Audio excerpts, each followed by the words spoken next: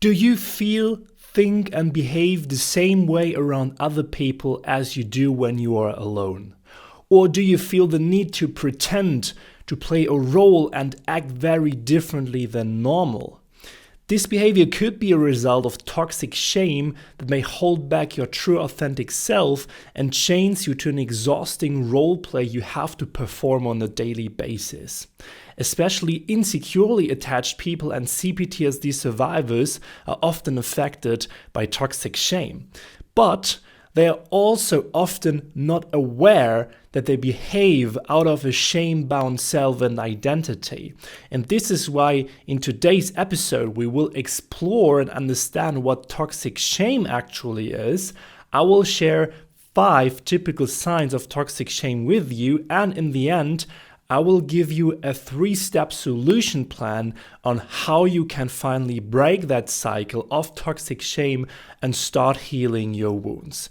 This one today is also personally motivated, and I'm very sure if you watch this one up till the end, it will benefit and accelerate your healing journey. Welcome to today's episode. My name is Robert, and first of all, this video is inspired by the resources of the author and psychologist John Bradshaw, especially his New York Times best-selling book, Healing the Shame That Binds You, trauma specialist Tim Fletcher, and the videos of the psychologist and YouTuber Heidi Priebe. I will also link all of these people and their resources in the description below. I highly recommend checking them out today. I also wanted to create the awareness that in order to understand and heal toxic shame and early wounds, resources and guidance are one of the most important puzzle pieces that you need. And we also offer you in-depth online courses on how to embrace your true inner self, express your emotions, communicate your needs, and set boundaries with less shame and more authenticity on our Understandable community platform. And to get access to all the courses and additional support from other members, just visit understandable.net/join and become a member today. It's a small financial investment, but a huge investment in your mental health. I promise that to you. So let's start with the question, what actually is shame? So there is healthy shame and there is toxic shame, and we have to distinguish between those two. Healthy shame is an emotion we feel when we perceive that we did something dishonorable, something immoral or improper. It's also a similar feeling such as guilt, but is not the same thing. So we distinguish between shame and between guilt, and let's have a look at those two. So shame arises from the negative evaluation of the self, while guilt arises from the negative evaluation of a specific behavior you do or you practice. Therefore, shame gives us a belief of I am wrong, while guilt mainly gives us a belief of I did something wrong. Shame helps us to set boundaries and to stick to the values and rules of a community, for example. It forms ourselves on the level of our identity and gives us a belief such as don't be like this, don't feel like this, don't want that. While guilt, on the other hand, helps us to set and respect boundaries on a behavioral level, forms ourselves on the level of our behaviors, and gives us a belief of don't do or say that. Now, what is toxic shame? Toxic shame is also not the same thing as healthy shame. It's very important to understand. Shame in general is a good thing, as we saw, as well as guilt, that helps us set boundaries on different levels. Toxic shame inhibits us at our core. So if we suffer from toxic shame, our deepest belief systems and our core identity are therefore affected. People who suffer from toxic shame often deeply believe things like, I am wrong at my core, I am a mistake, I am worthless. And Tim Fletcher explains toxic shame, for example, within a circle model. We see that here. The real self, the core, your true authentic self, that's what at the center here. And around that real self, in Tim's model, there is this shame-based critic. That's the shame-based, the shame-bound identity. Let's put it this way. And around this identity, this shame-based self, we build a persona. And this persona usually uses, and I will explain that as well now in this video, for example, grandiose thoughts or also degrading thoughts. What we do if we have such a shame-bound identity is that we create a persona, an ideal self around us, a second personality basically. It's not the same thing as being bipolar, for example, that you truly have two identities. It's more like that you have, of course, one identity, but you mask specific parts and you hide specific parts and use an ideal self mask to hide your true authentic self and to keep yourself protected, of course. So you simply explain the shame-based persona is like a layer around the real self. As I said, it's like a mask, or it's like a role you play, a character, I could also say. It's not a splitted part of your personality, if it would be in bipolar people. It's more a character or a role you attempt when you are, for example, around other people to protect yourself from critics or from showing yourself vulnerable or expressing specific emotions. You learn to play this character often already pretty early in your life, and you did that in order to survive with your given environment and the caregiver situation you have been in as a child, probably. Basically, what are you masking or trying to hide in particular? So why do you need to play this persona, this character, this role? What you're basically trying to hide is your true authentic core self, as seen in the model of Tim Fletcher. And why are you so afraid to show that true authentic self?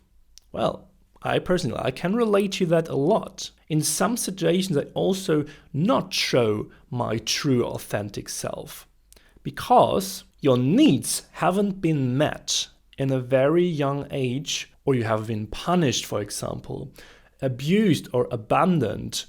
If you showed your true authentic self, your true needs, what you actually felt. So, simply spoken, you had very bad experiences and negative, painful emotions when you showed your true being. To bring that all together, I created an overview of how the cycle of toxic shame actually looks like. And this is how it looks like.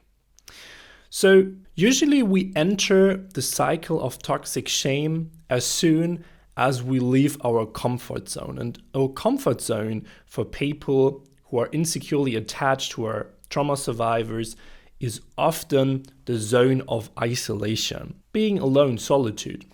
So when we enter a social situation or a relationship, which can be particularly difficult for such groups of people, then if we do that, and that's on the top right here in the cycle, if you watch this on YouTube, what happens quite often in such a social or relationship situation is that spontaneous emotions arise. How could it be different? When you interact with another person, it will move you, it will create emotion.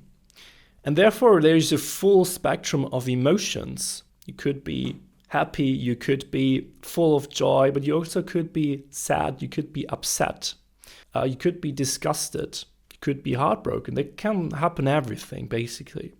And whenever you feel specific emotions as a grown-up now, and they remind you of a specific emotion in the past where you got the feedback that you shouldn't feel that it's bad to express that emotion, then you always get reminded to the fact that you shouldn't feel or need or be that way. And this reminder of this emotion, which was not very helpful for you in the past, therefore creates this sensation of toxic shame in you. And when you get reminded to that feeling of toxic shame, which you like to avoid at any cost, then you start to play the ideal persona.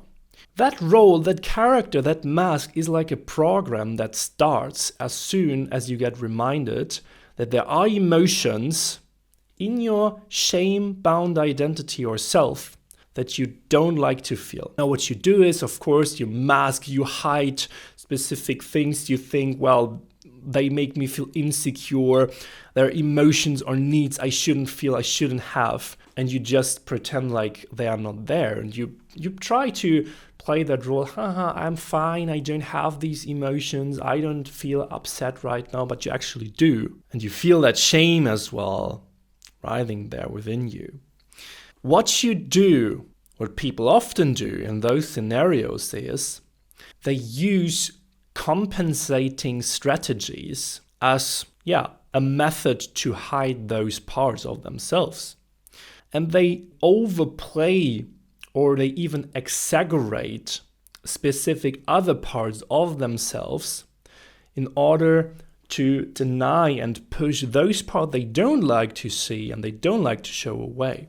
And those compensating strategies, for example, could be, as I said before, grandiose thoughts or also degrading thoughts.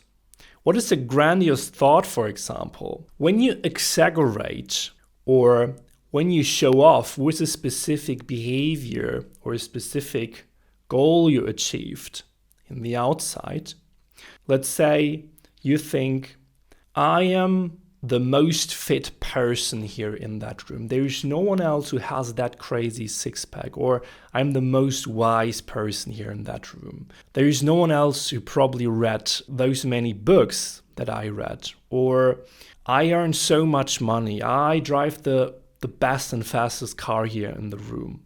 You use those grandiose thoughts to make yourself objectively bigger and better and stronger than the other people, because out of this shame-bound identity, you have to compensate for those feelings that you don't like to feel and for those needs, for example, that you don't like to express. Another compensating strategy could also be degrading thoughts, that you focus on a specific flaw in yourself, that you think, I'm so much worse than everyone else, and put yourself in the role of a victim. For example, I'm the most flawed person in the room. I'm the least sporty person in the room.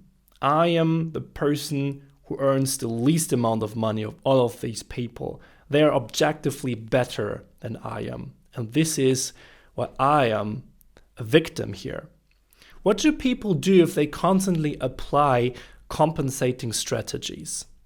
They actually try to regulate themselves, to stabilize themselves, to give themselves a sense of control here.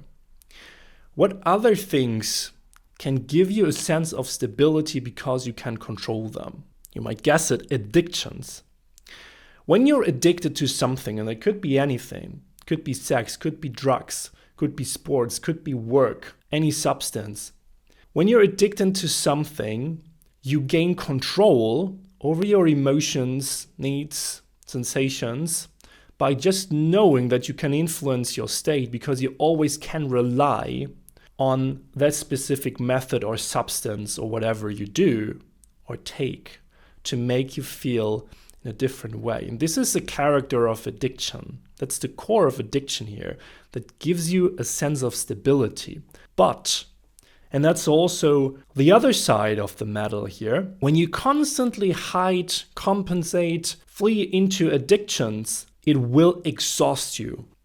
Because what you basically do is, the more you go into that direction of hiding, compensating, and being addicted, instead of actually living your truth and being authentic, the more you will enter states of exhaustion, depression, anxiety, and burnout. When you enter such state, and that's really typical for people who suffer from toxic shame, you will need at some point to withdraw and to isolate yourself. And there is no other way around that because you don't have any other option to regulate yourself. When you're someone who every other week, every other month, for a couple days just disappears, doesn't text anyone, when you're someone of this kind, and I also sometimes do this in a mild way, I have to say, and I often realize that, luckily, that I'm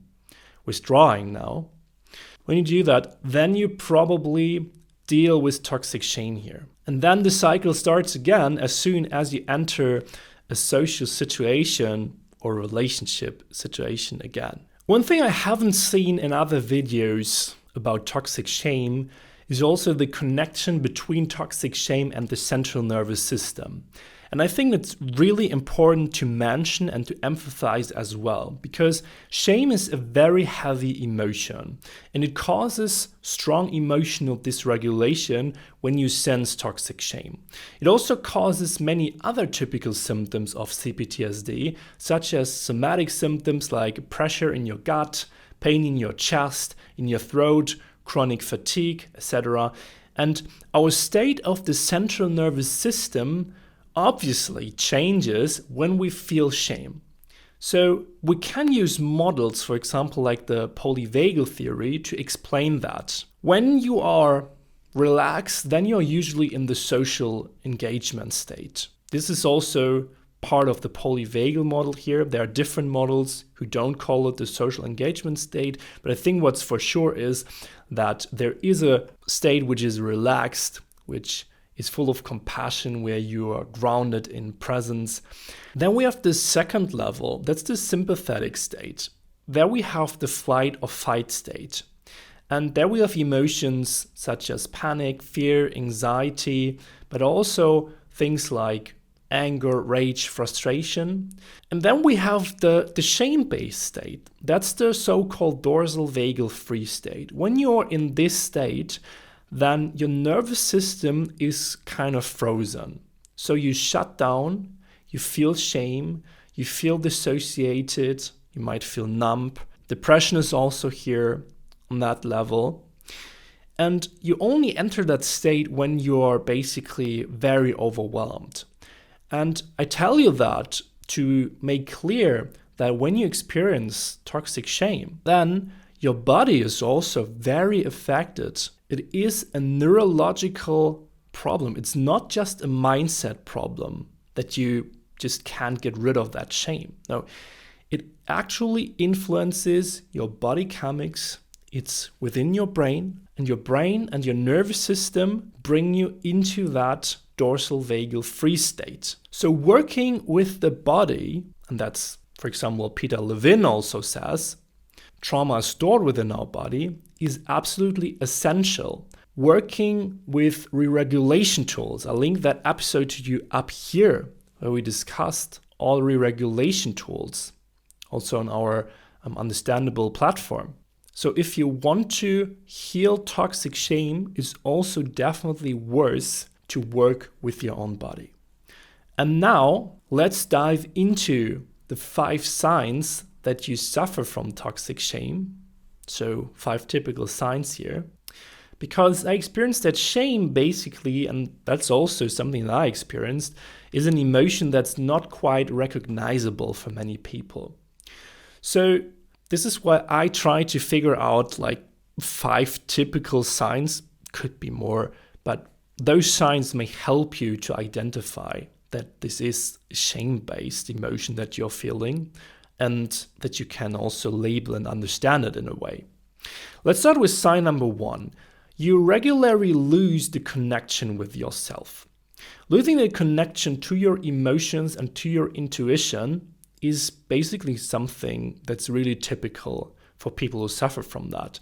So when that happens to you, you don't really know anymore what you're actually feeling. So you can identify specific sensations such as calmness, feeling connected, but also things like anger, like grief.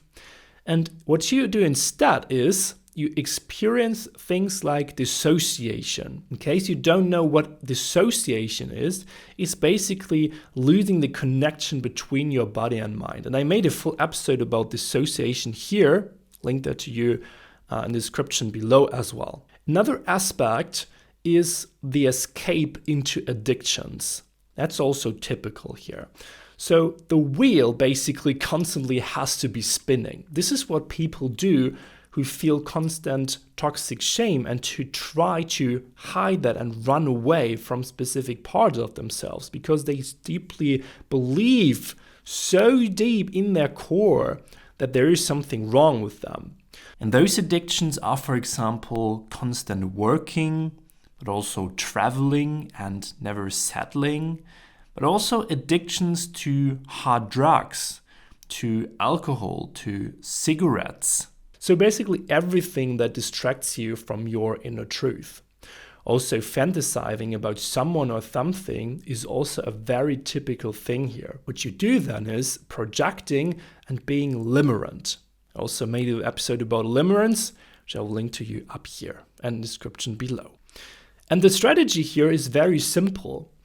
Basically, the more you distract yourself or keep yourself busy, and addictions are amazing for that, the more control you have about your emotions, as I explained before. And you constantly are creating dopamine spikes in your brain. This is what you do. This way, you are avoiding all spontaneous emotions that could occur and remind you of your shame-bound persona, which you are so terrified of. Sign number 2, you avoid close relationships. Close and intimate relationships are one thing for sure, they are psychological mirrors. That means they will confront you with your true feelings and characteristics, the good ones as well as the bad ones. And you won't probably like this one. They again remind you of your shame-based persona that you want to avoid at any cost. Sign number 3, you often react defensive and guarded. I have that, for example. Now, acting 100% authentic and just expressing your true inner emotions, needs, and boundaries is then probably your biggest fear, or one of your biggest fears. This is why in close relationships you always will be reacting defensive and guarded by default. I also would sometimes call it being thin-skinned in a way, or being really sensitive to critics as well, or when someone says, for example, could you do it differently, and you actually immediately react a bit defensive. That's basically how you experience that in your daily life. Now, when you experience that, your solution is to create a persona again, or a mask role that you can play when you're exposed to a social situation or a relationship. At the same time, you only allow yourself to be your true inner core self when you're alone, as I said before, when you're, for example, in solitude. And to understand that better, here I made an overview of these 2 personas that I want to give you right now. So there is the being alone part. This is how you behave when you are in a safe environment. And then there is the around other people part. When you're alone, usually your mask is off. You are truly yourself and you live your inner truth, your emotions, your needs, you allow yourself your boundaries, and you feel pretty safe. But you also don't have to justify yourself because you're just with yourself. So you can be more authentic. You don't feel observed by others. And you also don't feel the need to share any of these because you're just in your own tiny bubble, which makes you feel super safe, which makes you feel free and light. And when you're around other people, then usually your mask is on. So you play the persona, you hide your inner truth or parts of your inner truth, emotions, needs, and boundaries. You're often therefore inauthentic because you feel unsafe around other people, and you have the constant feeling of shame here. So this is where toxic shame plays a role. Usually when you're around other people, not when you're alone. In relationships, not with yourself. Sign number 4, you're confusing between your true and your persona self. When you spend a lot of time within your persona in order to avoid your shame-bound self, you could get confused by doing that because you build this ideal image of a really successful persona, for example. And this persona image usually is having, as I said, grandiose thoughts of being objectively superior to other people, like I'm earning so much more money or I look so much better. And therefore, regulation of unfavorable emotions like anger, grief, insecurities happens through compensation of success on the outside or of putting yourself in the role of victim. And why people do that is not because they want to play that persona. It's because for them, acting authentic is just not an option. Because again, it was so threatening in their childhood to show themselves that way. And the longer you play this role, the more you are getting confused, the more exhausted you will get by that. And this is why episodes of depression, anxiety, and burnout are extremely typical for people who suffer from toxic shame. Sign number 5, you have addictive behaviors. Well, according to Tim Fletcher and John Bradshaw, those addictive behaviors can be, as we said before, work, sports, traveling, limerence and projection of fantasies on people you are dating, for example, drama and insecure relationships, alcohol and drugs, partying, excitement, and anything that will guarantee your dopamine spikes. John Bradshaw comes to the conclusion that addictions are a substitute for real intimacy here. Now, intimacy between two people is that both of them are present and in contact with the good and the bad sides and have the ability to regulate together and each other.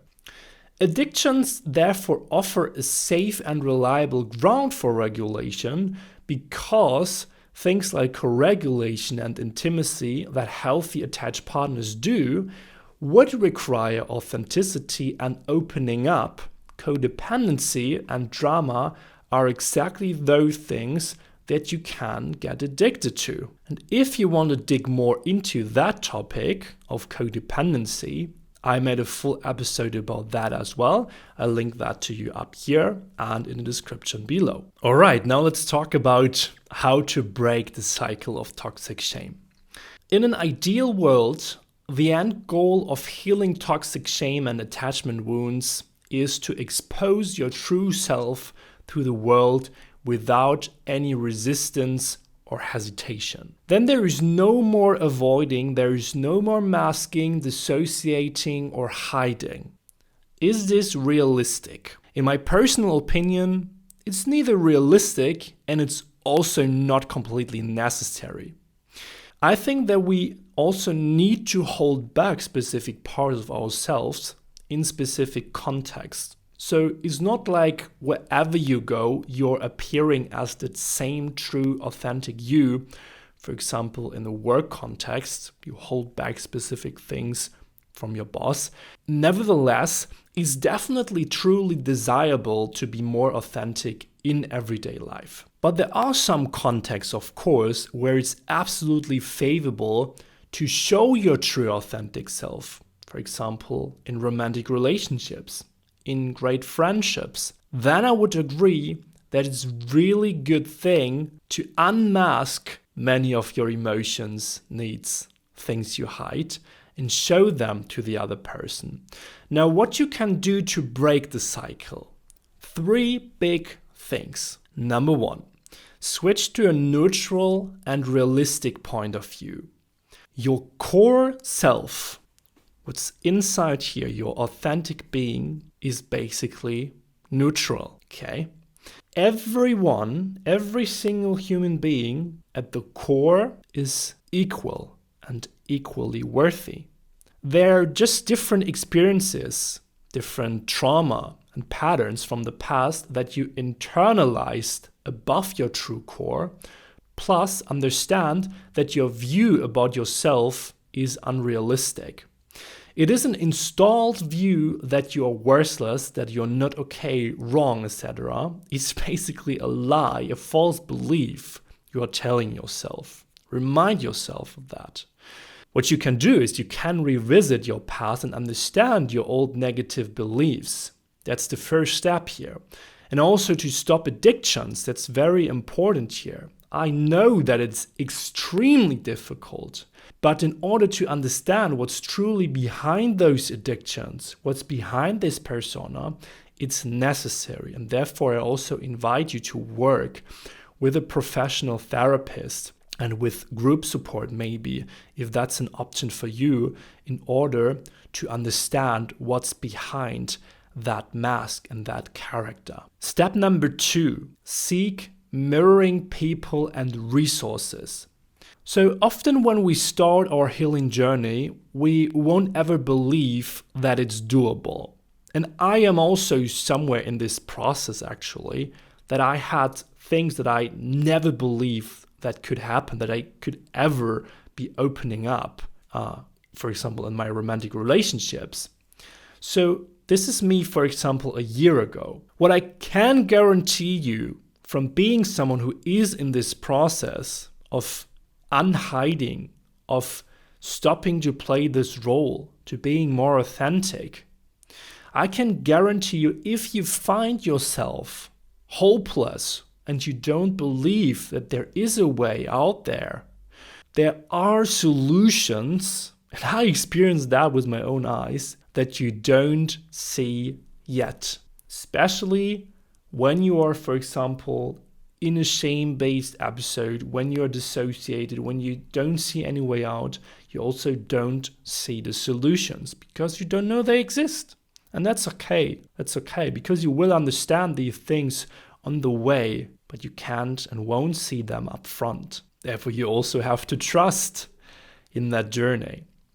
What you can do proactively is watch videos like this one, read books, listen to podcasts, just to understand that there are people who struggle with the same shit and that there is a freaking way out. There is one. And that will give you hope. If you watch this or listen to this right now, we are in this together. Again, I highly recommend working with a therapist or, for example, with an online support group. I personally worked with 3 different therapists who had 3 different approaches in the past years. And I share those experiences and those insights that I gained in the past years in our community. We have a low-priced online support group for people who suffer from toxic shame and other CPTSD symptoms. And in our group, we also offer support by our members, plus me, for example, where I share my experiences. And you also have access to additional resources like video classes. To become a member of our online support group, just go to understandable.net/join and register for our online platform. If you do that, the next thing is you receive a private invitation to the group and therefore can join and then share your thoughts and challenges. Number 3, learning to reconnect with your body. In order to reclaim your intuition and your inner sense of self, it's necessary to express your emotions, communicate your needs, and set healthy boundaries again.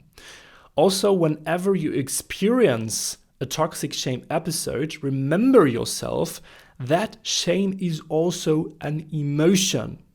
Label it as shame and understand that it's a feeling state and that you can and will survive it, because we will always survive emotions.